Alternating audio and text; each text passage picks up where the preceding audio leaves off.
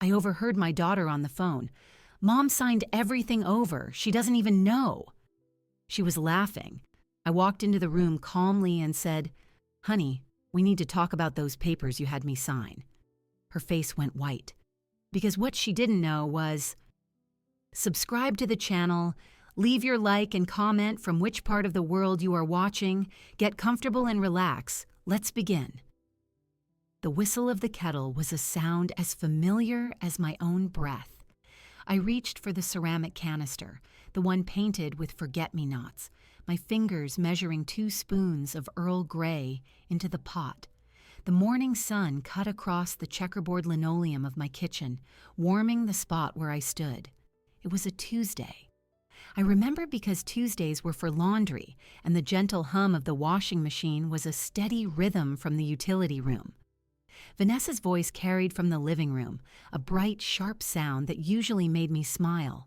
She'd stopped by unexpectedly, saying she wanted coffee and a chat. I was glad for it. My daughter's visits had become less frequent, more rushed, always sandwiched between more important appointments. So I had put the kettle on, a small ritual of care. Her words were not meant for me. They were pitched low, confidential, but the architecture of this house, the one I had paid for over 30 years, carried sound from the archway to the sink with cruel clarity. "No, it's done," she said, a laugh in her voice. A laugh I knew, a triumphant, giddy sound she'd had since childhood when she got her way. "Last month, I told you it was just some routine beneficiary updates. She signed everything over. She doesn't even know." The porcelain teacup I was holding met the sink with a dull click. My hand had simply released it. The world did not tilt or spin. It became very still and very clear. The sunlight on the floor was a precise rectangle. A single drop of water hung from the faucet. The whistle of the kettle ascended to a shrill, screaming point. Everything over, doesn't even know, the paperwork. It had been a stack of documents presented to me over dessert here at this very kitchen table. Vanessa had been so helpful, her pen circling lines for my signature.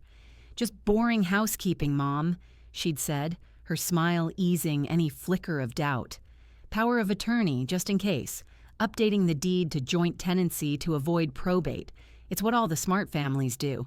I had trusted the shape of her words, the familiar curve of her cheek. I had signed where the yellow arrows pointed. I had not read a single page. The kettle screamed. I turned off the gas stove. The silence that followed was absolute. I heard the rustle of her clothes as she shifted on the sofa, the low murmur of her continuing conversation, now just a buzz of satisfaction. I looked at my hands. They were steady. I observed this fact with clinical distance. They were the hands that had held her as a baby, braided her hair, written checks for tuition, gripped a shovel to plant the hydrangeas by the front walk. Now they were the hands that had signed away my life's work because my daughter told me to.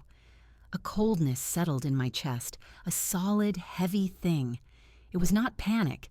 Panic is hot and frantic. This was the opposite.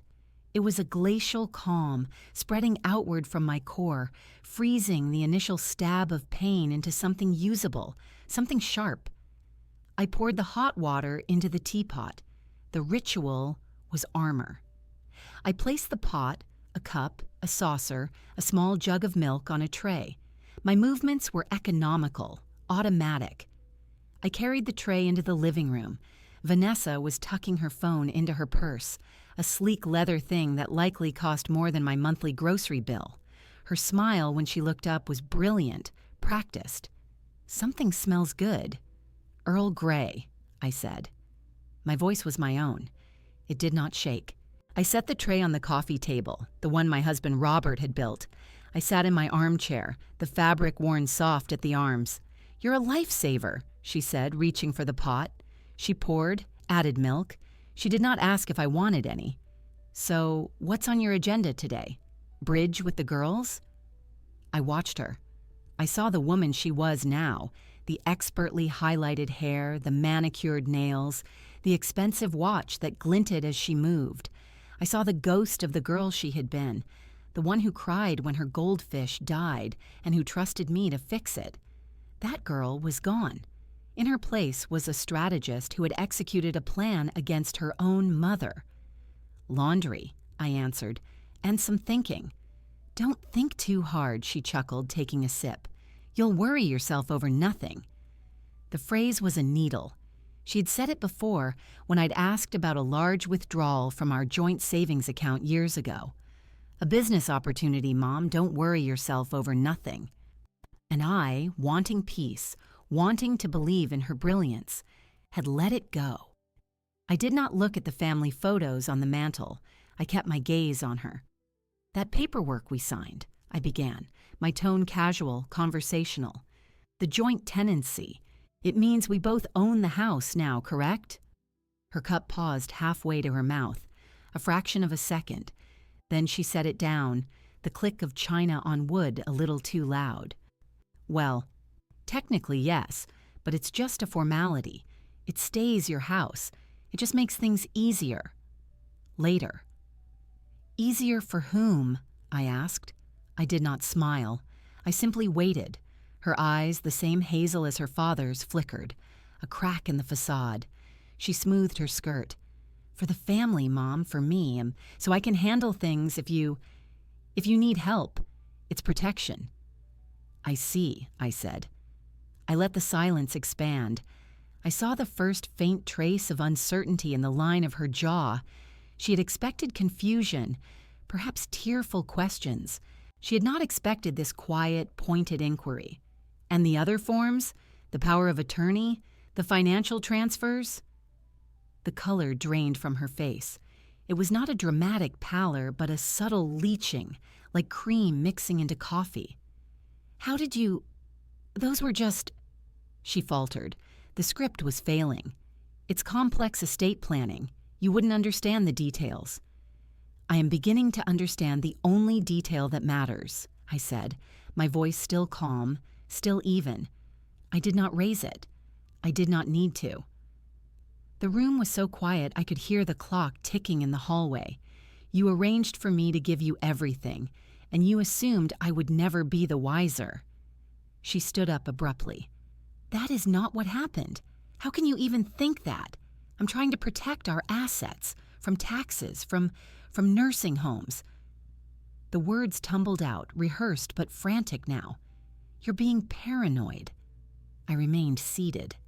I looked up at her, this stranger in my living room. The glacial core inside me hardened. "You said she signed everything over. She doesn't even know. I heard you, Vanessa, just now, on your phone." All motion stopped. Her breath caught. Her eyes widened, not with guilt, but with the shock of a plan undone. The mask slipped entirely, revealing sheer, stunned calculation underneath. She had been caught, not in the act, but in the boast. I rose then. I am not a tall woman, but in that moment I felt my own height. I picked up her full teacup and my empty tray. "I think you should leave." "Mom, wait, let me explain." "There is no explanation you can offer that I will accept," I said, walking toward the kitchen. "We will talk again, but not today." I heard her gather her things, the hurried zip of her purse, the staccato of her heels on the hardwood floor.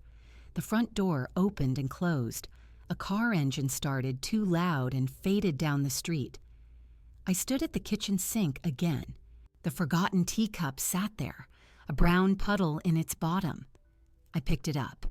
I washed it slowly, methodically, with hot water and soap. I dried it with a linen towel and placed it back in its cupboard. Then I walked to the hallway, to the small mahogany desk that had been Robert's. I took out a fresh, lined notepad and a black pen. I sat down. At the top of the page, I wrote a date. Below it, I began to list, in my clear librarian script, every asset I could remember. The house at 214 Maple Lane, the savings account at First Federal, the CD that matured in June, the Toyota in the garage. I made a column for what I knew and a column for what I needed to confirm. The pain was there, a vast, hollow ache, but it was outside the ice. It could not touch the work that had to be done. The betrayal was complete. The shock had passed. As I wrote, a new feeling emerged, one I had not felt in many years. It was focus. It was purpose. It was the first step on a path I never wanted to walk, but one I would now navigate with absolute precision. The house was silent, truly mine again for the moment. I listened to the silence. I would learn to use it. The list was a map of my own undoing. Each line I wrote on the notepad was a monument to my trust, now rendered into a ledger of vulnerability. The house, the accounts, the car. I stared at the page until the letters blurred. The hollow ache in my chest was a physical presence, a second useless heart beating only with pain, but the ice around it held. I finished the list. I closed the notepad. I placed the pen parallel to its spine. Then I stood and went to water the African violets on the windowsill. Life required maintenance. The phone rang 2 hours later. The caller ID flashed Vanessa's name. I watched it ring 4 times, 5. I picked it up on the 6th. Mother. Her voice was strained, too high. We need to talk. You misunderstood everything. I heard your words perfectly, I said. I walked to the living room and sat in my armchair, the phone pressed to my ear. I looked at the family photos. Robert, young and smiling, his arm around me at the beach. Vanessa at 8, missing 2 front teeth, a history that now felt like evidence. It was a private conversation. You eavesdropped on a confidential business discussion. She was trying for outrage, but it came out as panic. It was a conversation in my living room, I corrected, my voice flat. You may come over. We will talk. I can't today, I have...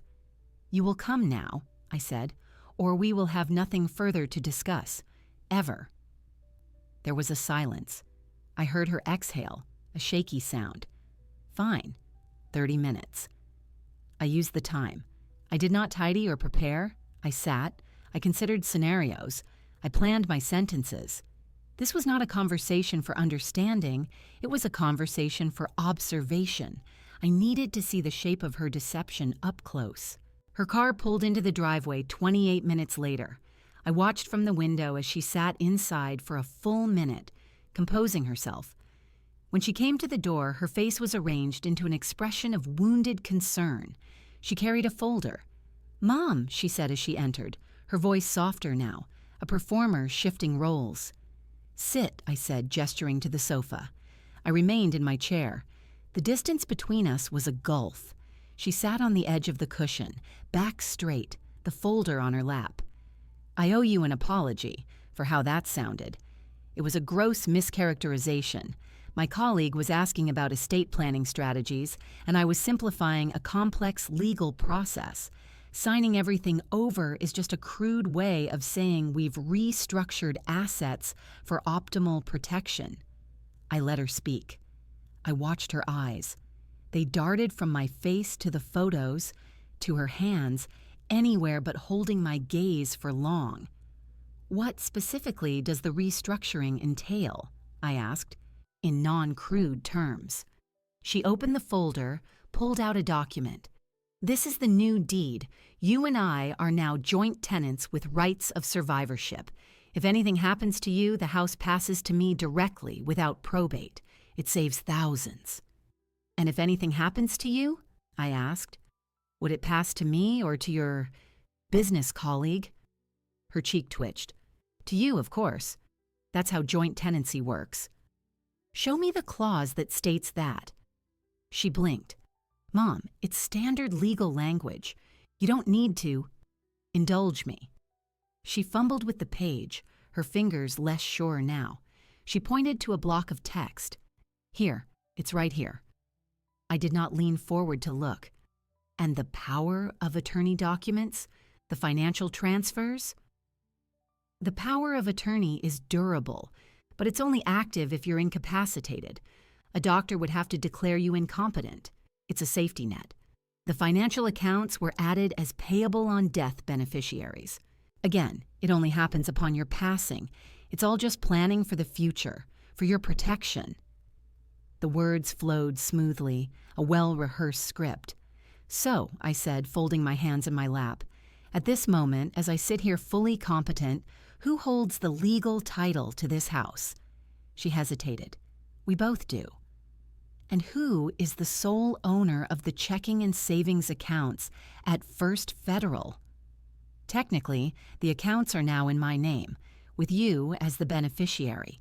But, and the power of attorney document, I continued, my tone as even as if I were asking about the weather. It grants you authority over all my financial and legal decisions if I am deemed incapacitated. Who determines that incapacitation? You? A doctor, Mom, 2 doctors. She was gripping the folder now, her knuckles pale. Doctors you would select. I stated it as a fact. She stood up, the folder falling to the floor, papers scattering. Why are you doing this? Why are you twisting this into something ugly? I am trying to help you. I am trying to make sure the government or some unscrupulous nursing home doesn't take everything you and Dad worked for. I looked at the papers on my rug, my signature over and over on lines I had not read. The finality of it was a cold stone in my stomach. You are correct about one thing, I said, my voice low. What you have done is ugly. The mask shattered. The wounded concern vanished, replaced by a flash of pure, unguarded frustration. You are being impossible. You've always been naive about money. Dad handled everything, and then you just drifted along. The world is full of people who would take advantage of that. I am family. I am protecting what's ours. There it was, the core belief. I was naive. I was a drifter. I was a passive object to be managed, and my assets were now rightfully ours, meaning hers. The coldness inside me spread, reaching my fingertips. I rose from my chair. I did it slowly with a control I did not feel. You have protected nothing. You have taken everything. Under false pretenses. You have lied to me, your mother, in my own home. I took a step toward her. She took an involuntary step back. You see my trust as naivete. You see my home as an asset. You see me as a problem to be solved with paperwork. That's not true.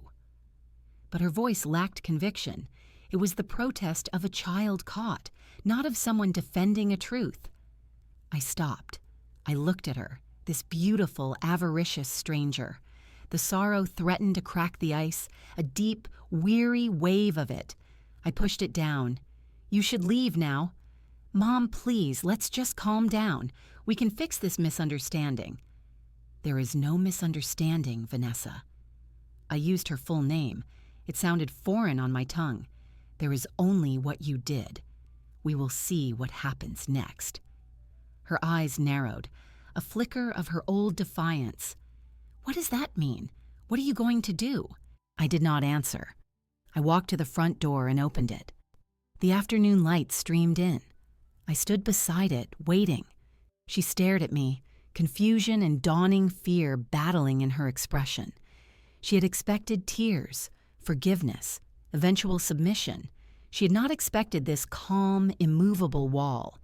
She gathered the scattered papers, shoving them back into the folder with jerky motions. She walked to the door, pausing on the threshold. You'll see, she said, her voice regaining a shred of its former sharpness. You'll see I did the right thing. You'll thank me later. Goodbye, Vanessa, I said. I closed the door. I engaged the deadbolt with a solid metallic click. I listened to her heels on the walkway, the car door slam, the engine rev and fade. Silence again, deeper now. The confrontation was over. I had seen what I needed to see. Her story was a fragile construct of legalistic excuses, her composure a thin veneer. She was afraid, not of me, but of her plan failing. I returned to the mahogany desk. I opened the notepad. Below my list of assets, I wrote a new heading, Conversation of Date. I recorded the key points, her admission of joint tenancy, her confirmation of the account transfers, her claim that power of attorney was only upon incapacitation. I wrote down her exact words, "You've always been naive about money." I closed the notepad, The next step was clear. It had been clear from the moment the kettle screamed. I needed a lawyer, but not just any lawyer. I needed one who knew me, who knew Robert, who remembered Vanessa as a little girl. I needed Marcus Thorne. I found his business card tucked in the back of my address book. The card was faded, the edges soft. I had not spoken to him in over a year, not since he helped me settle a minor traffic incident. I picked up the phone. I dialed the number for his office. My hand was steady. A receptionist answered. Thorne and Associates. This is Eleanor Jefferson, I said. My voice was clear, devoid of tremor. I need to schedule an appointment with Marcus. It is urgent. His receptionist scheduled the appointment for 10 o'clock the next morning. I arrived at 9:45, my notepad and a folder containing the few documents I could locate tucked under my arm. Thorne and Associates occupied a brick building on a tree-lined street downtown. The interior was quiet, smelling of lemon polish and old paper. A young woman at the front desk directed me to a leather chair in the waiting area. I sat back straight and did not fidget. At exactly 10, a door opened.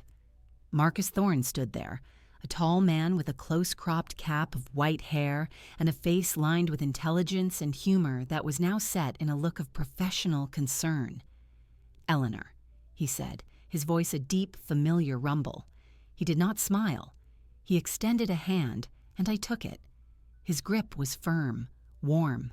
"Come on back." His office was as I remembered, walls of dense legal tomes, a large oak desk piled with orderly stacks of files, and 2 comfortable client chairs. A photograph on a bookshelf showed a younger Marcus with my late husband, Robert, both holding fishing rods, grinning. The sight was a small, sharp pain. I focused past it. "Can I get you coffee? Tea?" he asked, settling behind his desk. "No, thank you, Marcus." He nodded, steepling his fingers. "Your call sounded serious. Tell me." I opened my folder. I laid out the sequence of events in a chronological, unemotional manner. I described Vanessa's visit with the paperwork, my misgivings soothed by her assurances. I repeated, as precisely as I could remember, the conversation I had overheard. She said, "Mom signed everything over. She doesn't even know." I recounted our confrontation the previous day, detailing her explanations about joint tenancy, payable on death beneficiaries, and durable power of attorney. I handed him my notepad, opened to the list of assets and my notes from the conversation. He read in silence. His expression, initially attentive, grew increasingly grave. His jaw tightened. When he finished, he removed his reading glasses and pinched the bridge of his nose. He looked at the photo of Robert, then back at me. "Ellie," he said, and the use of my nickname carried a weight of sorrow and anger. "This is very bad. What she has done. It's not just unethical. It is likely criminal." The word criminal hung in the air between us. It was both a validation and a fresh horror. "Explain it to me," I said. "In plain terms, what is my legal position right now at this moment?" He leaned forward, his elbows on the desk. "Based on what you've told me, and assuming the documents are as she described, your position is extremely precarious. If the house deed was changed to joint tenancy with rights of survivorship, she is now a legal co-owner. She cannot sell it without your signature, but she has an equal claim to the property. If the financial accounts were retitled into her name solely, with you only as a beneficiary, then those funds are no longer yours. They are hers. You have no current legal right to access them. The durable power of attorney she has would allow her to act on your behalf if you were declared incapacitated. The critical term there is if. But the mere existence of such a document, combined with the asset transfers, paints a picture. A picture of what? Of a systematic, premeditated effort to isolate and strip you of your assets. This is a classic pattern of elder financial abuse, Ellie. The perpetrator is often a family member. They gain trust, create a sense of dependency or confusion, and then execute the transfers. They frequently use phrases like asset protection or avoiding probate as justification. I absorbed this. The cold center inside me hardened further, becoming a diamond of resolve. What are my options? Marcus sat back, his chair creaking. We have a few avenues. The first is to confront her legally. We could file a civil lawsuit alleging fraud, undue influence, and breach of fiduciary duty. Given your age and your relationship, the argument of undue influence is strong. It means she used her position of trust and confidence to overpower your free will and induce you to sign documents you did not fully understand and which disproportionately benefit her. Would we win? It's not guaranteed, but I like our chances, especially if we can demonstrate a pattern. Did she borrow money? Have you made large financial gifts to her in the past? Yes, I said, many times. For a business course, for a car down payment, for debts. We'll need to document all of that, every dollar. It establishes a history of entitlement and dependency. The second avenue is to report this to the Adult Protective Services Unit. This would trigger a separate investigation, which could aid our civil case and potentially lead to criminal charges against her. I considered this. Criminal charges. The image of Vanessa in a courtroom being accused of a crime sent a violent recoil through me, a mother's instinctive horror. I quashed it. She had not hesitated to make me a victim. I could not afford the luxury of misplaced protection. What is the fastest way to get my assets back? My voice was calm, practical. A combination of pressure, Marcus said. We start with a demand letter from this office, outlining our intent to sue for fraud and undue influence. We cite the potential for criminal referral. We demand the immediate reconveyance of the property and the retitling of all accounts back to your sole ownership. We give her a short deadline. Often the shock of legal action from a reputable firm is enough to make someone back down. They prefer a quiet reversal to a public, messy court battle. And if she doesn't back down, then we file the lawsuit, we subpoena her financial records, we take depositions. It becomes ugly, expensive, and public. That is our leverage. I looked out the window behind him. The sky was a clear, indifferent blue. She said I was naive about money, that I'd always just drifted along. Marcus's expression darkened. That is what they count on, Ellie. They mistake kindness for weakness. They mistake a quiet life for a simple mind. He leaned forward again, his gaze intense. But you are not naive. You are here. You are asking the right questions, and you are not alone. The words were a solid comfort. For the first time since the kettle screamed, I felt a tremor in my carefully maintained composure. Not of weakness, but of release. I was not crazy. I was not paranoid. I was right, and I had an ally. What do you need from me? I asked. First, a formal retainer agreement. We'll keep the fees reasonable. We can work something out. He waved a hand, dismissing the concern before I could voice it. Second, I need you to start gathering every piece of financial paper you can find. Bank statements from the last 10 years, tax returns, the original deed to your house, canceled checks, especially any made out to Vanessa, records of those large gifts, loan agreements, if any exist, anything that shows the origin of your assets and the pattern of her financial reliance on you. I have some. The rest will be in boxes, in the attic, in the basement. Then that's your job this week. Be a librarian again. Be an archivist of your own life. Create a paper trail that proves what is yours and how she tried to take it. Can you do that? Yes, I said. The task was concrete. It was something I could do. It was order to impose on the chaos. Good. He stood up, a signal the formal meeting was ending. He came around the desk and placed a hand on my shoulder. It was a fatherly gesture, one Robert might have made. I am so sorry, Ellie. For you and for Robert's memory, he would have wanted to tear the world apart over this. Robert isn't here, I said, standing to meet his gaze. I am, and I will not be erased from my own life. A grim, approving smile touched his lips. No, he said. I don't believe you will be. I'll draft the demand letter today. We'll send it to her by certified mail. In the meantime, you dig. Call me if she contacts you. Do not engage. Just document." I shook his hand again. "Thank you, Marcus." "Don't thank me yet," he said. "Thank me when you're holding a new deed with only your name on it." I left his office, the folder under my arm now feeling lighter. The path ahead was steep and lined with thorns, but it was a path. I had a map. I had a guide. The law was a language, and I had just hired a translator. The drive home was quiet. I did not turn on the radio. I planned my ascent into the attic. I thought about dust and memory and the cold, hard truth of numbers on a page. The battle was no longer just emotional. It was legal, financial, and factual. And for the first time, I felt equipped to fight it. The attic hatch was in the hallway ceiling, a square of white paint that had not been lowered in years. I fetched the stepladder from the garage.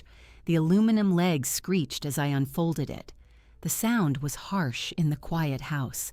I climbed up, pushed the hatch aside, and was met with a wall of still, warm air that smelled of dust and old wood. I had a flashlight. I clicked it on. The beam cut through the dimness, illuminating floating motes and the angular shapes of stored history. This was not a curated archive. It was a graveyard of decades, piled in cardboard boxes and plastic bins, labeled in Robert's neat block letters, or my own looping cursive, Xmas decorations, Vanessa School, tax records, 1990 to 1995. Marcus's instructions were my compass. I ignored the sentimental. I sought the transactional. I pulled down the first promising box marked Finances/Bank. It was heavier than I expected. I carried it down the ladder, my arms straining, and set it on the dining room table. I opened the flaps. Inside were file folders, organized by year. I extracted the one for 2005. I sat down and began to turn pages. They were monthly statements from First Federal. I saw our life in numbers: mortgage payments, utility bills, a check to Vanessa's college for room and board. I saw a withdrawal for $8,000 in June of that year. In the memo line, written in Robert's hand, was Vanessa Carr. I remembered that. Her first car, a used Honda Civic. She'd been so grateful. I placed that statement in a new pile. I worked for hours. My back ached from bending. My fingers grew gray with dust. Each box yielded fragments. I found the original deed to the house from 1989, with both mine and Robert's names. The paper was crisp, formal. I found a folder titled Investments, containing certificates for CDs we had purchased over the years, some now matured, some long forgotten. I found old check registers, the handwritten records of every bill paid, every gift given. In a bin marked MISC-PAPERS, I found a manila envelope. Inside were canceled checks. I flipped through them, and there they were. Not one, but several. Checks made out to Vanessa Jefferson for $5,000 in 2010, for $3,000 in 2012, for $15,000 in 2015. The memo lines varied: business course, help with apt, loan. I had forgotten the sheer cumulative amount. I laid them out on the table like a hand of damning cards. None of them were marked paid or returned. They had been deposited. The basement was next. The air was cooler, damper. The concrete floor was hard under my knees as I sorted through filing cabinets Robert had brought home from his office when he retired. The drawers stuck. I used a butter knife to pry one open. Inside were more tax returns, going back 25 years. I took the most recent 7 years, as Marcus had suggested. I also found insurance paperwork, the original survey for the property, and the title for my Toyota, still in my name alone. That was a small, solid victory. By late afternoon, the dining table was a landscape of paper. I had created ordered stacks: bank statements, tax returns, asset titles, checks, gifts to Vanessa, mortgage documents, the physical evidence of a life built, of labor converted into security, of parental support that had been systematically exploited. My phone buzzed. It was Marcus. I answered, my voice scratchy from the dust. Ellie, I've sent the demand letter, certified mail. She should receive it tomorrow or the day after. How is the excavation going? I have found a great deal, I said. I looked at the check for $15,000. Substantial monetary gifts. No records of repayment. Excellent. That is exactly what we need. A pattern of financial reliance that she then used to justify her later actions, or at least that makes the sudden total transfer seem even more suspicious. Are you documenting it all? I am making a list, dates, amounts, purposes. Good. Bring everything to my office tomorrow. We'll make copies. I want to see it all. I agreed and hung up. The demand letter was in motion. The clock was now ticking for Vanessa. I felt no anticipatory thrill, only a heightened sense of focus. The documents were not just paper, they were ammunition. But they were also a ledger of my own blindness. Each check was a moment I had chosen trust over scrutiny. I needed a clearer picture. I cleared a space on the table and took a fresh legal pad. At the top, I wrote, Financial History Chi Vanessa. I drew a line down the center. On the left, I began listing the monetary transactions, one per line with date and amount. On the right, I noted the contemporaneous event, what I could remember of her life at that time. 2005, $8,000, car purchase. She was a sophomore, called every week to thank us. 2010, $5,000, help with rent after she lost her job. She was crying on the phone. 2012, $3,000, loan for a vacation with a boyfriend. She promised to pay it back in 6 months. 2015, $15,000, business certification course. She said it would double her salary. She was so excited. The right-hand column was a narrative of need and gratitude. The left-hand column was a column of dollars, all flowing in one direction. I added it up. Just these 4 items totaled $31,000. This did not include her childhood, her college tuition, the countless smaller infusions of cash over the years. I stared at the numbers. The cold anger returned, cleaner now, refined by data. This was not a single betrayal. It was the culmination of a long-standing pattern. Her sense of entitlement had been nurtured, transaction by transaction, until she felt ownership not just of my money, but of my very autonomy. I assembled all the documents into a single, large cardboard box. I labeled it E. Jefferson for M. Thorne. I placed it by the front door for the morning. My work for the day was done. That night I could not sleep, not from anxiety, but from a hyper-alertness.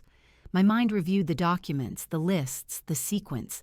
I thought of Vanessa receiving the crisp, legal-sized envelope from Thorne and Associates. I imagined her face as she read the words, fraud, undue influence, demand for immediate reconveyance. I wondered which emotion would win first, fear or rage. I got out of bed. I went to the kitchen and made a cup of chamomile tea. I did not turn on the overhead light. The glow from the stove hood was sufficient. I stood at the sink, looking out at the dark backyard. The hydrangeas were pale blobs in the moonlight. I was no longer just a betrayed mother. I was now a historian of my own exploitation, an archivist building a case. The emotional wound was still there, deep and raw, but it was no longer the center of my existence. It had been compartmentalized, placed in a box of its own, to be examined later. For now, there was only the work, the next box to open, the next number to record, the next piece of evidence to secure. The fight had moved from my heart to my hands, and my hands, I was learning, were steady. The box of documents sat by the front door, a silent sentinel. But before delivering it to Marcus, I needed to understand the full story they told.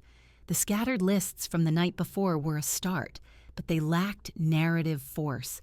They were just numbers and dates. I needed to weave them into a chronology that would show not just what Vanessa took, but the context in which she took it. I cleared the dining table completely. I placed a fresh, wide-ruled accounting ledger on the surface, a relic from Robert's home office, its pages lined in green and red. I positioned my legal pad of notes to the left, and to the right, a small stack of family photographs I had pulled from an album: Vanessa's graduation, a birthday dinner, a weekend at the lake. They were not for nostalgia. They were reference points. I began on the first page of the ledger. In the date column, I wrote June 2005. In the description column, I wrote check number 2147, $8,000 for purchase of used Honda Civic. In the third column, which I labeled context memory, I wrote Vanessa's sophomore year of college. Her old car died. She called, stressed about getting to her internship. We sent the check overnight. She called us lifesavers. She detailed the car herself and sent a picture. I turned to the next line. August 2010. Check number 3021, $5,000. Memo. Help with rent. Context. She had been laid off from her first post-college job. She was living in the city, afraid of eviction. She came home for a weekend, cried at the kitchen table. I told her it was a gift, not to worry. She stayed for 3 days, helped me paint the guest room. Line by line, transaction by transaction, I built the ledger. The act of writing was methodical, almost meditative. The pen scratched softly in the quiet house. With each entry, the emotional memory, once warm, now felt like a specimen pinned under glass. I was dissecting our relationship, and every monetary transfer was a scar I had not seen before. I reached the $15,000 check for her business course in 2015. I recorded it. In the context column, I wrote, she said the course would certify her for a senior position. She talked about it for weeks. We were proud of her initiative. She used the money to pay the tuition directly. She invited us to a celebratory dinner at a nice restaurant. Her treat, she said. Then I paused. I remembered something else from that year. Her birthday. I had given her a new laptop, a high-end model to help with her coursework. It had cost nearly $2,000. Where was that? I pushed back from the table and went to the box by the door. I rifled through the bank statements for 2015. I found the December credit card bill. There it was, a charge from an electronics retailer. I also found in a separate file of old emails I had printed years ago a message from Vanessa from March of the following year. The subject was, quick question. The body read, Mom, do you still have the receipt for my laptop? I might need it for warranty stuff. Thanks. I had emailed her a scanned copy. I had not thought anything of it. Now I returned to the ledger. On the line below the $15,000 entry, I wrote, December 2015, credit card purchase, $1,850. Apple laptop, gift for birthday graduation from course. In the context column, I wrote, given for her success in the business course. She requested the receipt in March 2016 for warranty. She sold the laptop on Craigslist in April 2016. I saw the ad by accident while helping her search for a used couch.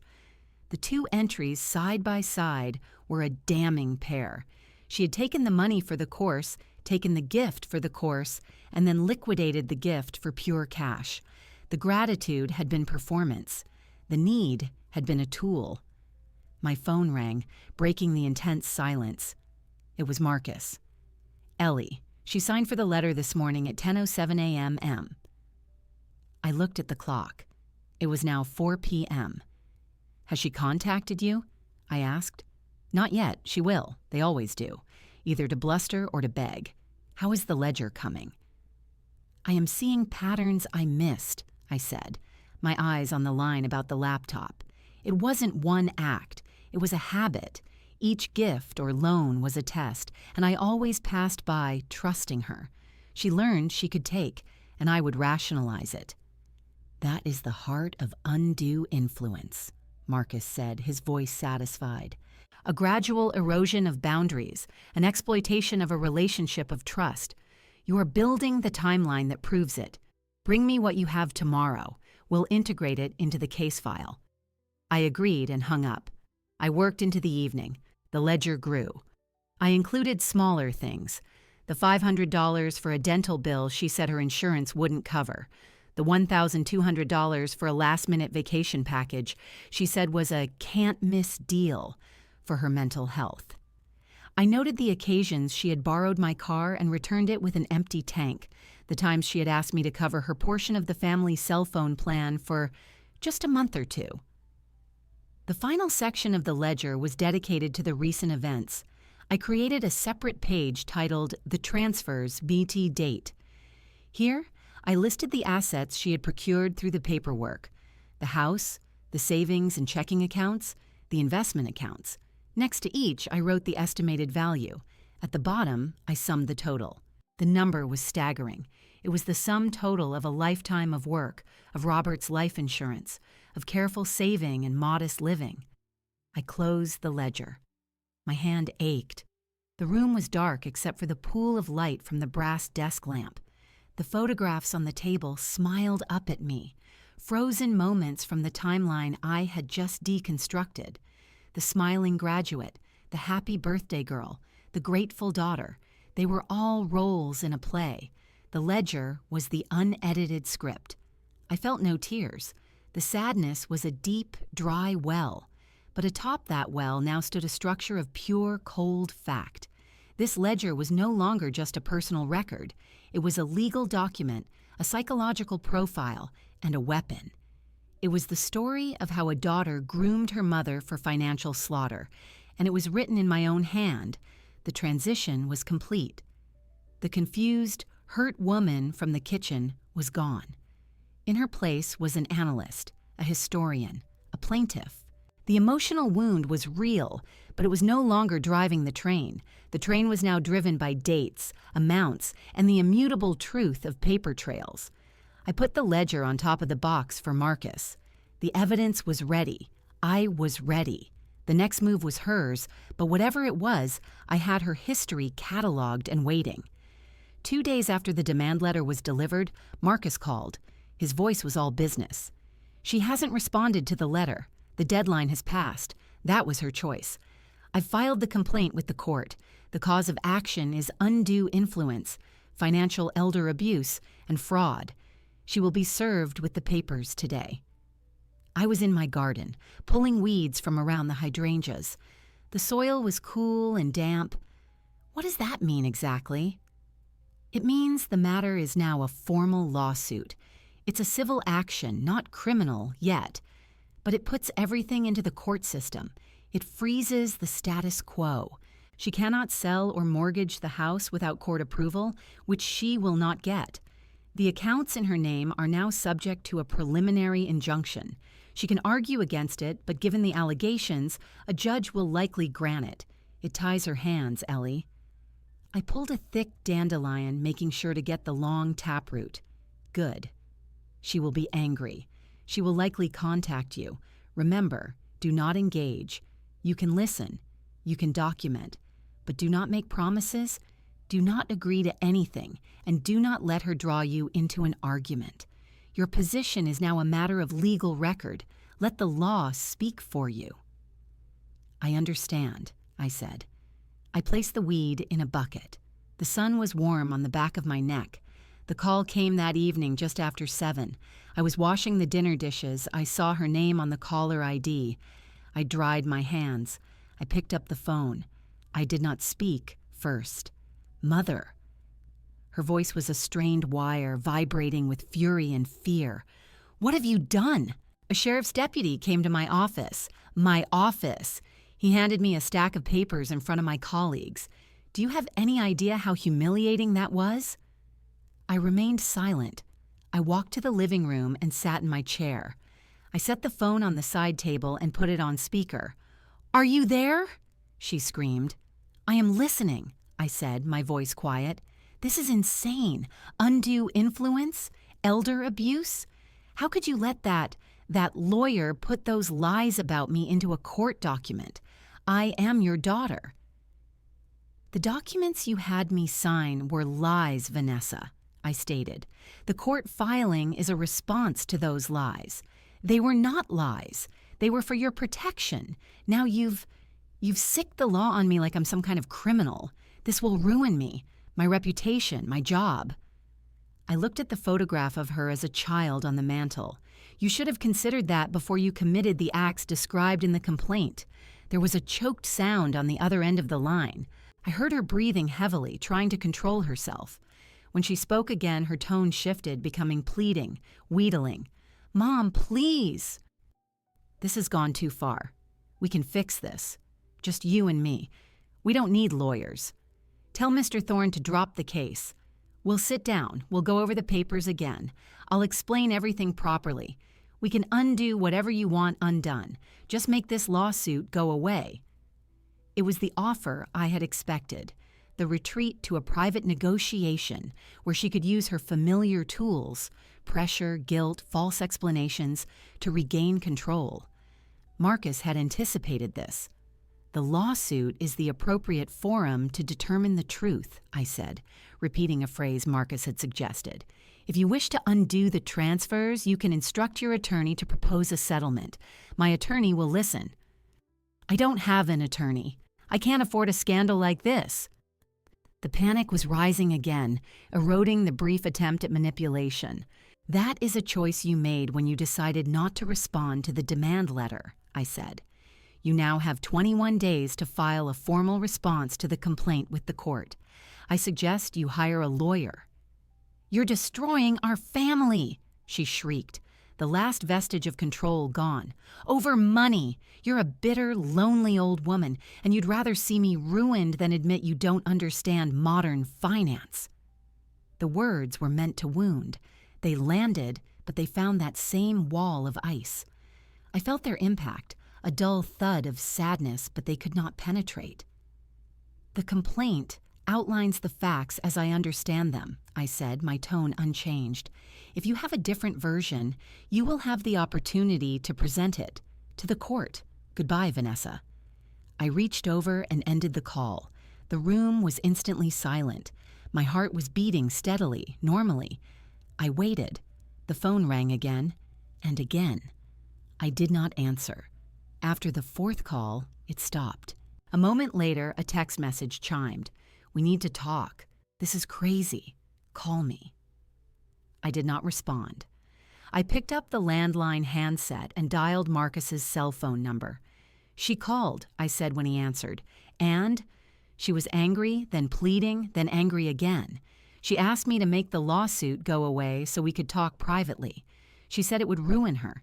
She called me a bitter, lonely old woman. Marcus grunted. Standard playbook. Intimidation, then false conciliation, then personal attacks. "You handled it perfectly. Did you say anything substantive?" "No. I told her the lawsuit was the appropriate forum and suggested she get a lawyer." "Excellent. She will probably call me tomorrow, full of bluster. I'll handle her." The ball is in her court now, legally and literally. She has to spend money to defend herself. She has to explain herself to an attorney who will likely tell her she's in a very weak position. The pressure is on her, Ellie. You just stay the course. I hung up. I felt a profound fatigue, but it was a clean fatigue, the kind that comes after completing necessary, difficult work. The conflict was no longer a secret between a mother and a daughter. It was a public record, a docket number, a matter for a judge. The shame I might have once felt was gone. It had been transferred by her own actions onto her. She was now the one who would have to explain. I went to the kitchen and prepared a cup of tea. As I waited for the water to boil, I listened to the voicemails she had left. They were variations on the same themes: outrage, desperation, venom. I saved them all. Documentation. I took my tea to the dining room. The ledger was gone, delivered to Marcus. The table was bare. The house was quiet, but the quiet felt different now. It was no longer the silence of shock or isolation. It was the quiet of a battlefield. After the first decisive salvo has been fired, the lines were drawn. The armies were mobilized. The next move was hers, but she was now operating on my chosen terrain, the law. And on that terrain, with Marcus as my general and my ledger as my map, I was no longer a naive old woman. I was the plaintiff. And for the first time, I felt the balance of power shift, slowly, irrevocably, toward me. The injunction was granted. Marcus called to inform me. The court had issued a temporary restraining order prohibiting Vanessa from selling, transferring, or encumbering any of the assets listed in the complaint. Her access to the accounts in her name was effectively frozen pending further order. The legal machinery had engaged with a heavy, definitive click. Her panic, previously channeled into angry phone calls, now mutated into a desperate, scattered energy. I observed it from a distance, like watching a storm through a double-paned window. The first sign was a call from a number I did not recognize. I let it go to voicemail. A man's voice, tense and overly polite, identified himself as David Ross.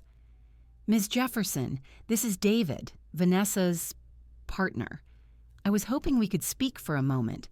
There seems to be a terrible misunderstanding that's causing a lot of distress. Could you please call me back?" I saved the message and sent a screenshot of the caller ID and a transcription of the message to Marcus. He replied, "Do not engage. The boyfriend. Interesting." Vanessa called an hour later. This time her voice was stripped of its fury. It was thin, frayed. "Mother, please, I need to talk to you." "I am listening," I said, as before. I was in the kitchen chopping vegetables for soup. The rhythmic sound of the knife on the cutting board was a steady counterpoint to her wavering tone. David left. The words were blunt, hollow. He said he didn't sign up for this. He said the lawsuit, it's toxic. He packed a bag and left this morning. I did not respond. I placed a diced carrot into the pot. "My credit cards are maxed out," she continued, the confession spilling out as if she couldn't stop it. "I was counting on liquidating some things to cover them. I can't now. The bank called about the injunction. They've put a hold on everything. I can't pay my rent. I can't pay my car note." I added celery to the pot. The vegetables sizzled softly in the olive oil. "Did you hear me?" Her voice rose, tinged with hysteria. "I have nothing because of you. You have the assets you put into your name," I said, my tone factual. "They are currently subject to a court order because you obtained them under allegations of fraud. That is the consequence of your actions, not mine."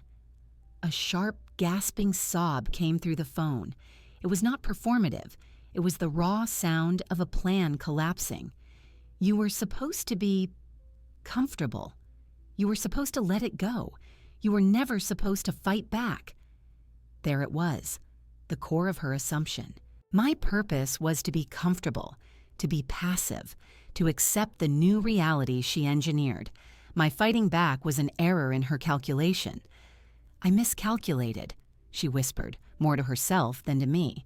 "Yes," I agreed. I added broth to the pot and turned the flame to low. "What do you want?" she asked, defeat seeping into every word. "Just tell me what you want me to do to make this stop." "The complaint outlines what I want," I said.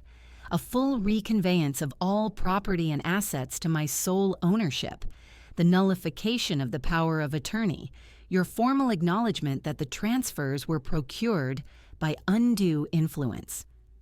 "And if I do that, the lawsuit goes away?" "If you do that through a legally binding settlement agreement, then yes, the lawsuit would be dismissed." She was silent for a long moment. I heard the faint sound of traffic in the background. She was likely in her car. "I need to talk to a lawyer." "That is your right," I said. "You have 17 days left to file a response with the court." She hung up without another word. The soup simmered, the kitchen filled with a savory, ordinary smell. I finished my preparations, set the table for one, and ate.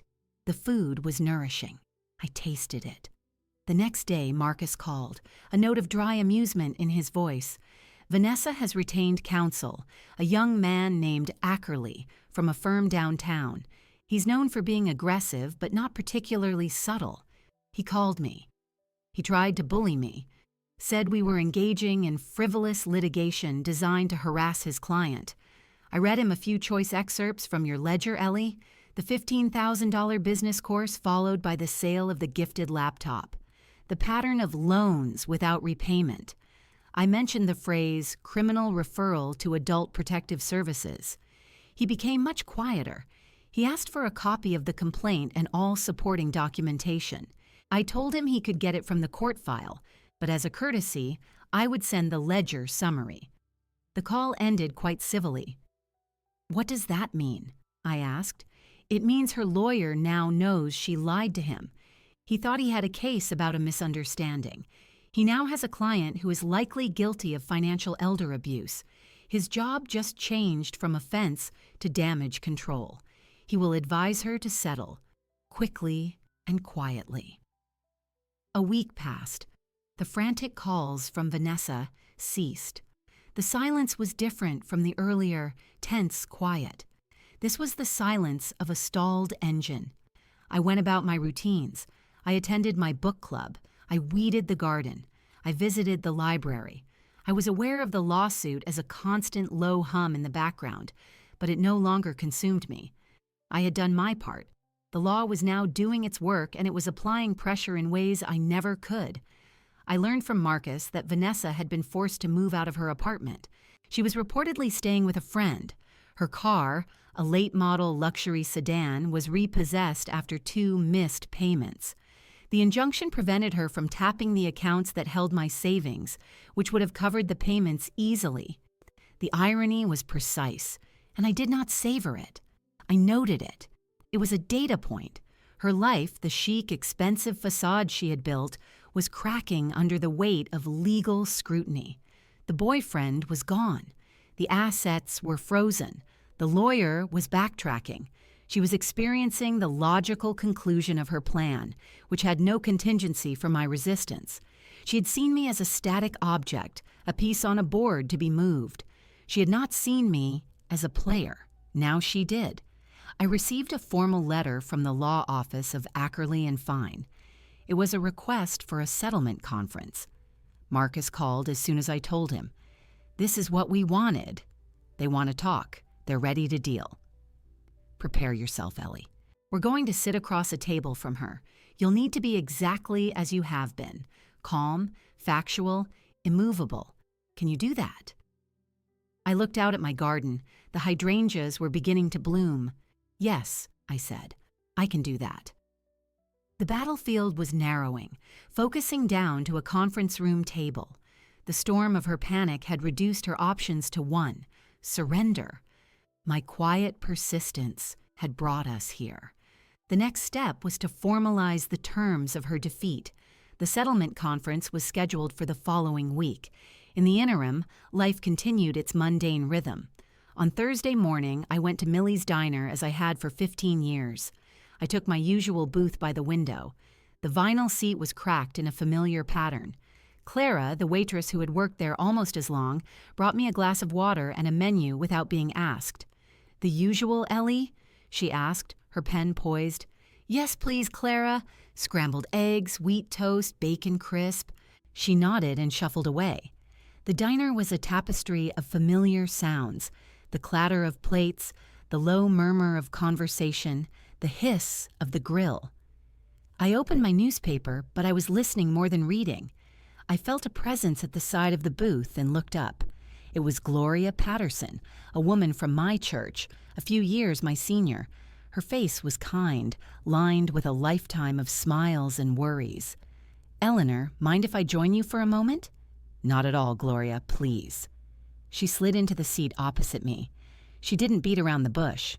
"I heard about your trouble with Vanessa." Her voice was low, confidential. I felt a jolt, a reflexive instinct towards shame, but I met her gaze. "News travels."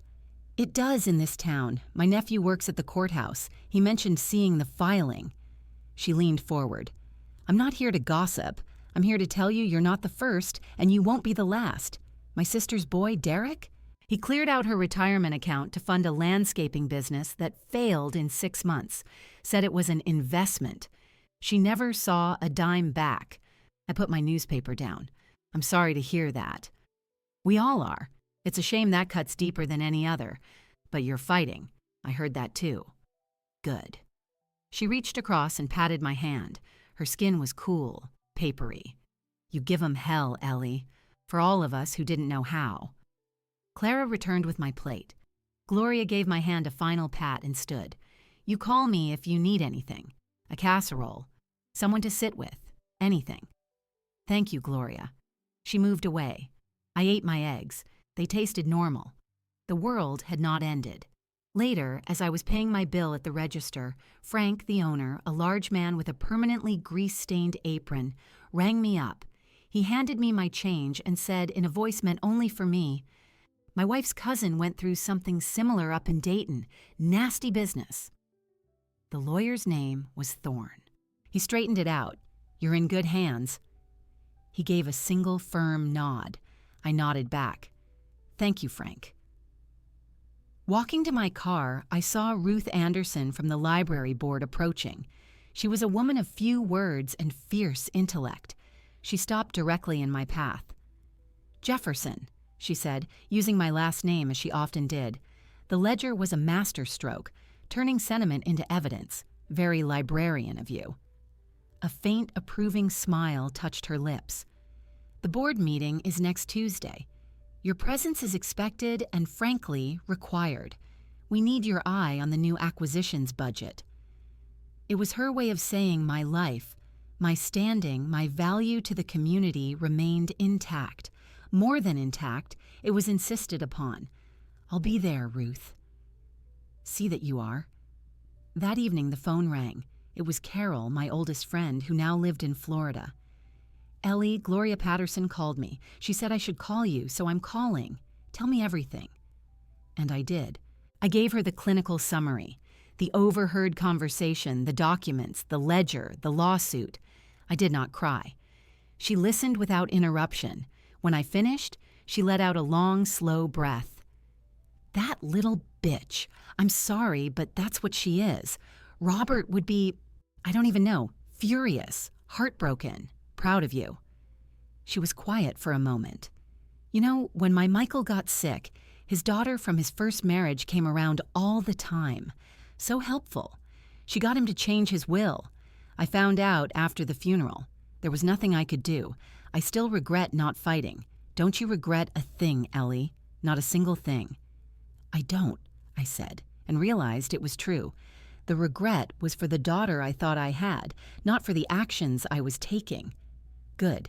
Now, when this is over, you're coming down here for a long visit. Sun, sand, and no family drama. Promise me. I promise. The next few days were punctuated by similar small moments. A card from a neighbor dropped in my mailbox with a simple, "Thinking of you." A text from the president of my book club confirming the next meeting and assigning me to lead the discussion, as if nothing in the world could be more important.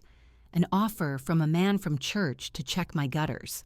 The community, it seemed, had tried the case in the court of shared experience and found in my favor. The shame I had feared, the stigma of a family torn apart by money, did not materialize. Instead, it was replaced by a quiet, robust solidarity.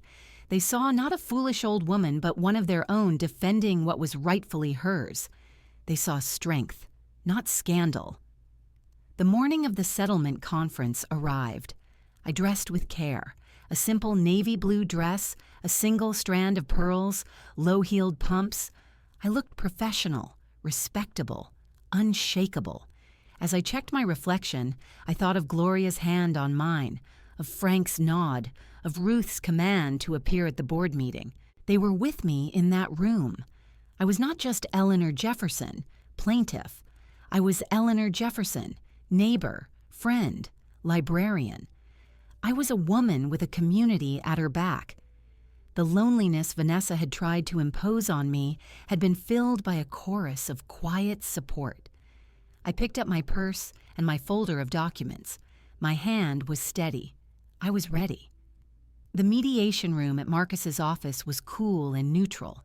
The walls were beige. The long, polished table reflected the overhead fluorescent lights. Marcus and I sat on one side. Across from us sat Vanessa and her attorney, Mr. Ackerley. He was a man in his 40s with a sharp suit and a watch that looked too expensive. Vanessa looked diminished. Her expensive clothes hung on her as if she'd lost weight. Her makeup was perfect, but it could not conceal the exhaustion in her eyes, the tight set of her mouth. She did not look at me. Ackerley opened a leather binder. "Shall we begin? My client is here in good faith to resolve this unfortunate family dispute." Marcus nodded. "As are we. The path to resolution is clear. We demand a full reconveyance of all real and personal property to my client's sole ownership, the cancellation of the power of attorney document, and a mutual release of claims." "Your demand is based on a series of sensational allegations," Ackerley countered, though his tone lacked its earlier bluster. "My client acted out of concern for her mother's well-being, utilizing standard estate planning tools. A misunderstanding of intent does not constitute fraud. It does when the intent is to strip a vulnerable adult of her entire estate," Marcus said calmly. He slid a copy of my ledger summary across the table. "This is a chronology of financial transactions between my client and yours, spanning 15 years. It details over $31,000 in direct monetary gifts and loans, none repaid. It establishes a pattern of financial dependency and entitlement." Ackerley scanned the page, his expression neutral. Vanessa stared at a point on the wall. "More importantly," Marcus continued, "it provides context. Note entry for 2015, a $15,000 gift for a business certification course, followed by the gift of a laptop worth $1,800. The laptop was sold by your client for cash 6 months later. This demonstrates a pattern of converting familial support for personal liquidity, not for the stated purposes. It undermines any claim of benevolent intent in the later, total asset transfer." Vanessa's eyes flickered. A muscle in her jaw tightened. "This is anecdotal," Ackerley said, pushing the paper aside. "It speaks to a generous mother-daughter relationship, not to criminality." "Then let's discuss criminality," Marcus said, his voice dropping a degree. "The complaint alleges undue influence and financial elder abuse. The district attorney's office has an elder fraud unit. Given the scale of the transfers, a primary residence, and the entirety of my client's liquid assets, this meets their threshold for investigation. A conviction for felony financial elder abuse carries the possibility of prison time."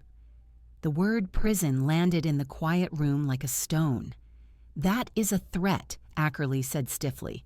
"It is a fact," Marcus corrected. "It is the logical progression if this civil matter does not settle. We are prepared to file a parallel criminal referral with Adult Protective Services next week. The evidence we have compiled, including bank records, the original deed, and a recorded admission from your client that she believed my client would never fight back, will be forwarded." Vanessa finally looked at me. Her eyes were wide, frightened. She had not known about the recorded calls. I had saved every voicemail. "My client never said that," Ackerley blustered. "I have the voicemails," I said, speaking for the first time. My voice was even, clear. It sounded loud in the hushed room. Several of them. "Would you like me to play one? The one where she states, 'You were never supposed to fight back'?" Vanessa looked down at her hands, clenched in her lap. Her knuckles were white. Ackerley was silent for a long moment. He leaned over and whispered something to Vanessa. She shook her head once, sharply. He whispered again, more insistently.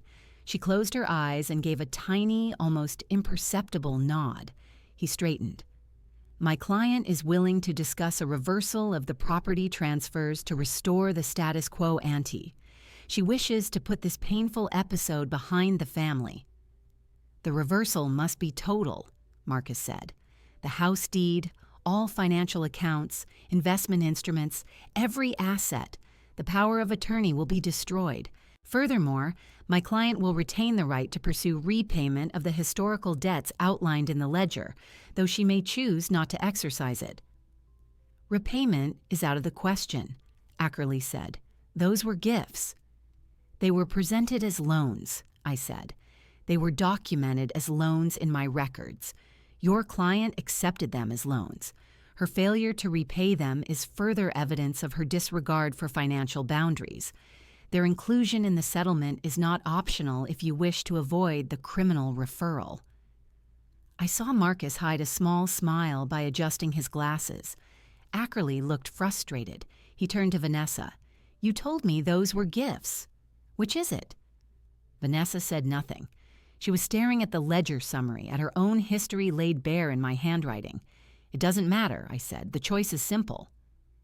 You can agree to a full, quiet reversal of all transfers with a formal agreement that releases all claims and includes an acknowledgement of the historical debts. My attorney will draft it. You sign it. The lawsuit disappears, and no referral is made to the authorities. Or, Ackerley asked, though he knew the answer. Or we proceed to court, I said. The lawsuit becomes public record. The local news sometimes picks up these stories. Daughter sues mother for life savings makes a certain kind of headline. We will subpoena your client's financial records, her boyfriend David, her colleagues. We will prove undue influence. And simultaneously, we will file the criminal complaint. Your client can explain to a judge, and potentially to a jury, why she needed to secretly obtain ownership of her retired mother's entire world. The room was silent. The hum of the air conditioner was the only sound. Vanessa looked at me, and for a fleeting second I saw the little girl she had been, scared and in over her head. Then it was gone, replaced by a hard, defeated resentment. You've thought of everything, haven't you? Her voice was a scrape. I had to, I said. You left me no choice. Ackerley sighed, the sound of a man capitulating. We need the specific list of assets for reconveyance, and the language regarding the historical debts must be for acknowledgement only, not an admission of liability or a promissory note. We can draft that, Marcus said, opening his own briefcase. I have the preliminary settlement agreement here. The terms are as stated: full and complete reconveyance, mutual release, acknowledgement of listed debts, dismissal of the lawsuit with prejudice, no criminal referral. He slid copies across the table. Ackerley picked one up. Vanessa did not move. Take your time, Marcus said. We'll step out for 15 minutes. He stood, and I followed him. We left the room, closing the door softly behind us. We stood in the hallway outside. You were perfect, Marcus murmured. Calm, factual, immovable. The criminal referral was the masterstroke. It focuses the mind wonderfully. I let out a breath I hadn't realized I was holding. My hands were steady. Will she sign? Her lawyer will make her. He knows he's holding a losing hand. He'll advise her to cut her losses and run. She's beat. We waited in silence. Exactly 15 minutes later, we re-entered the room. Vanessa was sitting exactly as before, but now a pen lay on the table in front of her. Ackerley looked up. We accept the terms, he said, with the clarifying language on the historical debts, as discussed. We will need a week to execute the actual property transfers. The signed agreement will mandate completion within 10 business days, Marcus said. We will hold the criminal referral in abeyance until the last document is recorded. Any deviation, and we proceed on all fronts. Ackerley nodded. He looked at Vanessa. Sign, Vanessa. She picked up the pen. Her hand trembled slightly. She signed her name on the line Marcus indicated. Then I signed mine. The scratch of the pen was the only sound.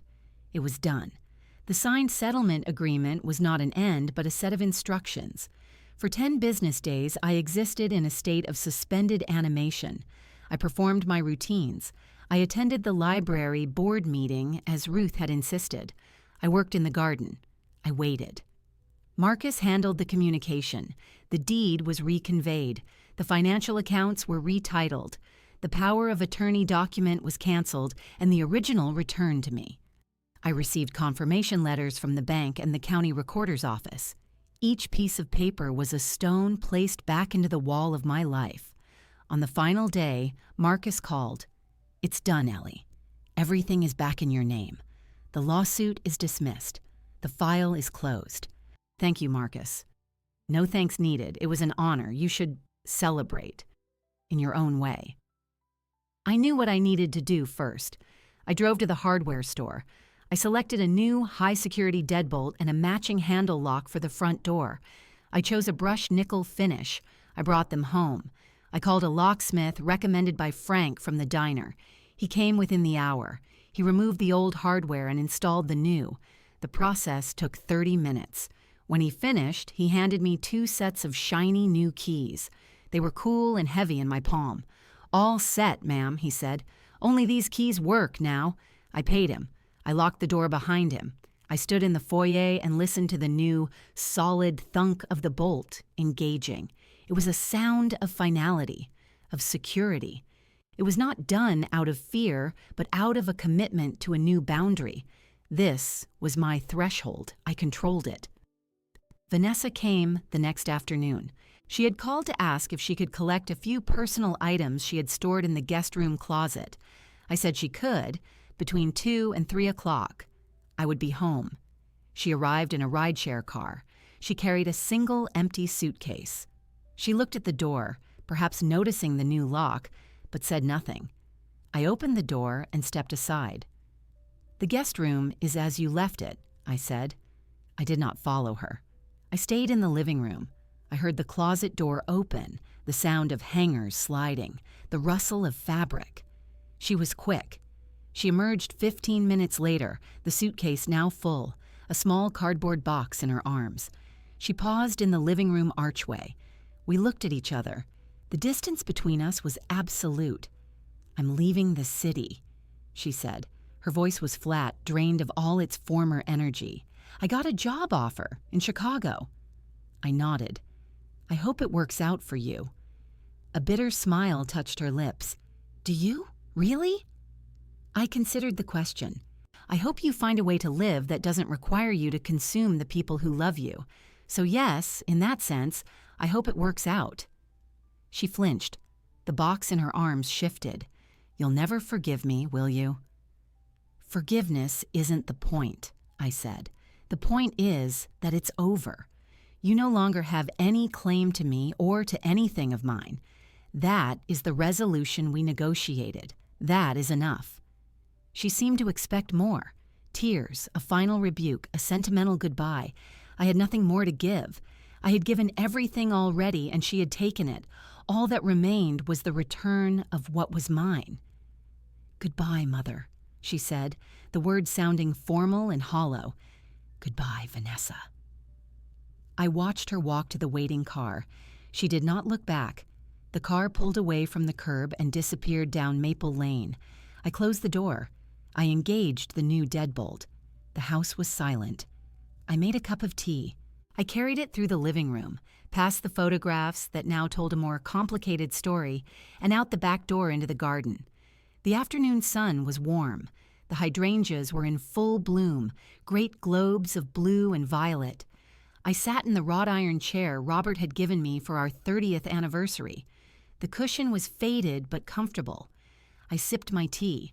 I looked at my house, the clapboard siding, the white trim, the window of my kitchen where this had all begun. It was mine again. Not just the legal title, but the quiet, unchallenged reality of it. Every brick, every floorboard, every memory held within its walls belonged to me alone. The sorrow was there. It was a deep, permanent scar. I had lost a daughter, not to death, but to greed and entitlement. The relationship I thought we had was a fiction she had maintained until it was no longer useful. That loss was profound. I allowed myself to feel its weight. I did not push it away, but alongside it, woven through it like a strong supporting thread, was a sense of strength I had never known I possessed. I had been tested in the most intimate way possible.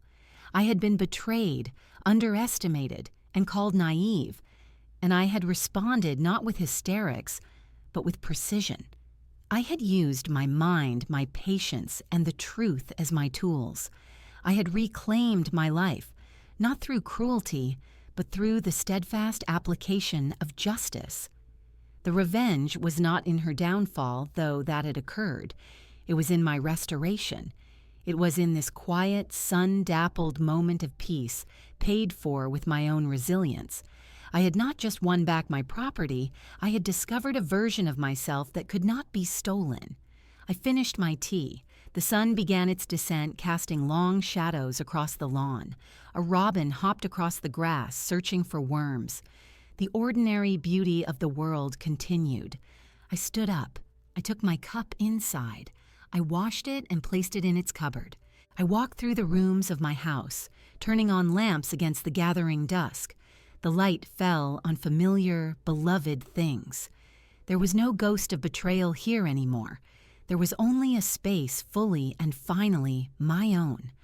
I was alone, but I was not lonely. I was at peace. The story was over. My house was mine, and I was home.